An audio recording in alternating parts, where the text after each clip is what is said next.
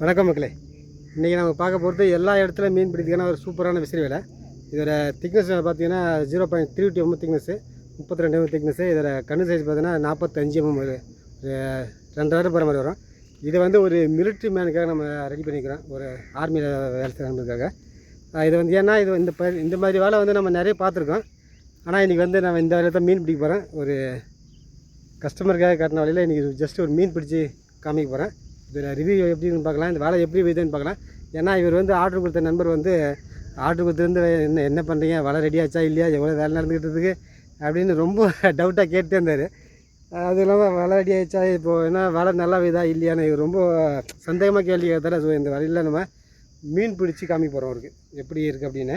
நான் அப்புறம் போய்ட்டு வந்து வேலை சரியில்லை சரியாக வேலை அப்படின்னு. ஏன்னா நிறைய பேர் வந்து நான் ஆரம்பத்தில் கற்றுக்கிறவங்க வந்து அது தெரியாது எப்படி நம்ம யூஸ் பண்ணோம் அப்படின்னு. தெரியாமல் என்ன பண்ணுவாங்க, இஷ்டத்துக்கு போட்டு வந்து வலை சரியாக வேணும்னு நம்மக்கிட்ட வந்து கால் பண்ணி கேட்பாங்க. அதனால் இதில் தான் நீ மீன் பிடிக்க போகிறேன். மீன் பிடிச்சி காமிக்கிறேன். நான் வந்து ஏரியில் மீன் பிடிச்ச ரொம்ப வருஷம் ஆயிடுச்சு, ஒரு 2 வருஷத்துக்கு மேலே ஆயிடுச்சு. இன்றைக்கி இந்த ஏரியில் மீன் பிடிக்கிறேன். எங்கள் ஊர் ஏரியா தண்ணி ரொம்ப கம்மியாகிடுச்சு பாருங்கள், கொஞ்சம் தான் இருக்குது தண்ணி. அதிகமாக விரால் மீன் மாடுறதுக்கு வாய்ப்பு இருக்குது. ஜிலேபி நிறைய இருக்குது. அதிகமாக இங்கே வந்து கல்லுங்க நிறைய இருக்கும், கல் கொஞ்சம் மாட்டிக்கும். அது எப்படி இருக்குன்னு பார்த்துருவோம். இப்போ இந்த வலையை வீசி பார்த்துருவோம். ட்ரெஸ்ஸை மாதிரி ஒயிட் ஷர்ட் இல்லை கரையாடுங்க. இப்போ ட்ரை பண்ணி பார்த்தல, ஆல்ரெடி ஒரு வேலை போட்டால் மீன் எவ்வளோ வரல. இந்த பக்கம் போட்டுப்பாங்க.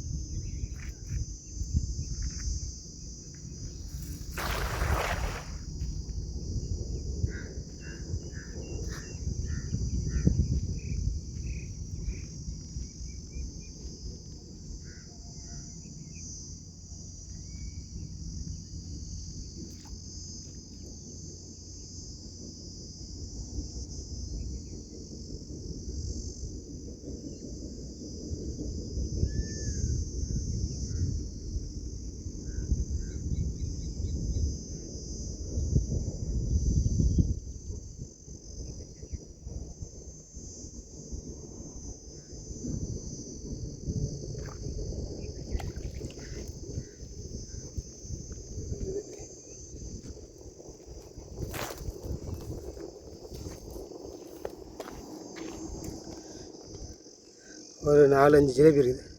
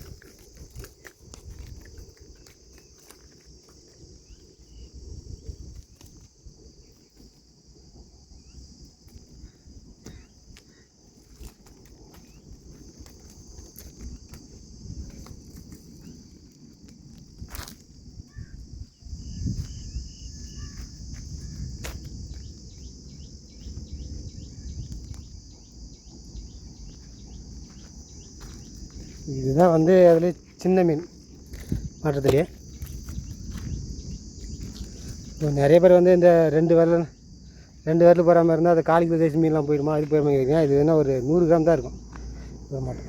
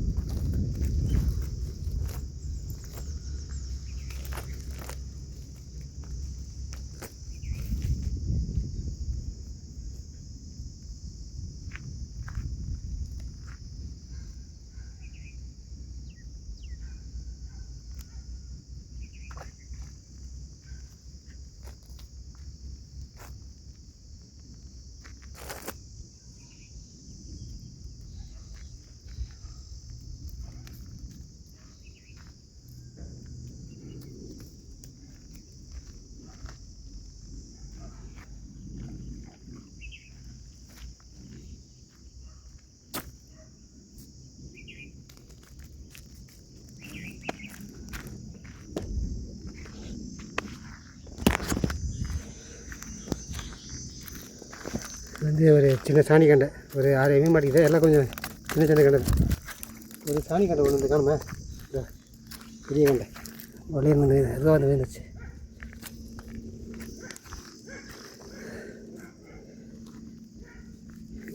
ஆட என்ன நழுன்னு போகிற வேலையா.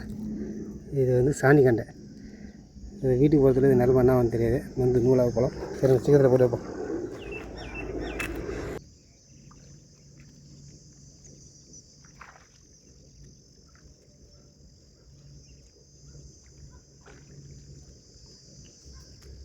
பாரு எவ்வளோ மீன். இதுதான் வீடியோ எடுக்கும்போது மீன் எவ்வளோ மாட்டாது. வீடியோ ஆஃப் பண்ணிட்டா எவ்வளோ மீன் வந்துருக்குது. நல்லா சைஸான மீன் வேறு.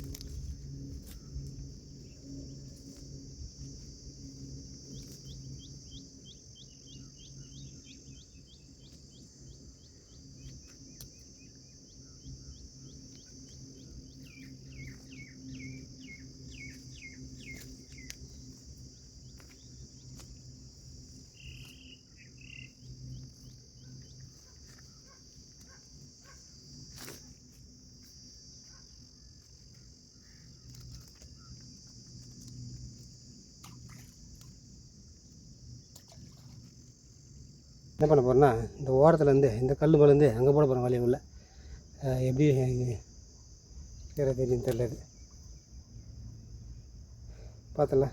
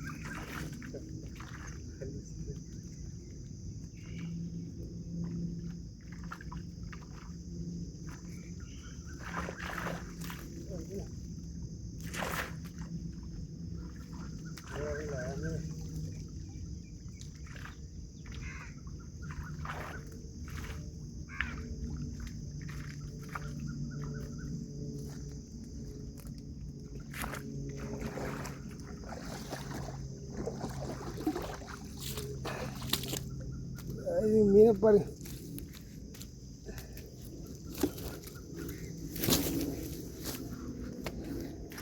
எந்த ரெக்கார்டாச்சும் தெரியல பாருங்கள் மீன். சரியான மீன், நிறைய மீன். ஒரு 20-30 மீன் நினைக்கிறேன். நிறைய மீன் மாடிச்சு. நிறைய தூரமாக இருக்கும்.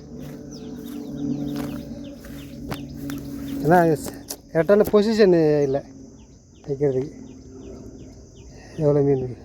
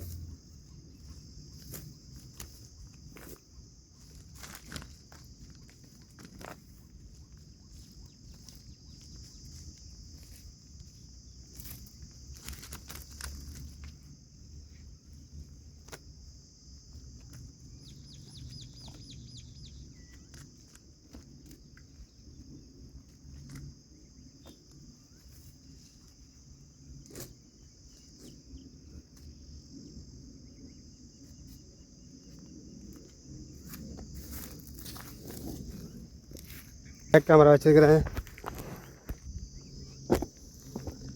பாருங்கள் மக்களே எவ்வளோ மீன் இருக்குதுன்னு பாருங்கள். இதெல்லாம் அந்த ஒரு வலையில் வந்த மீன்.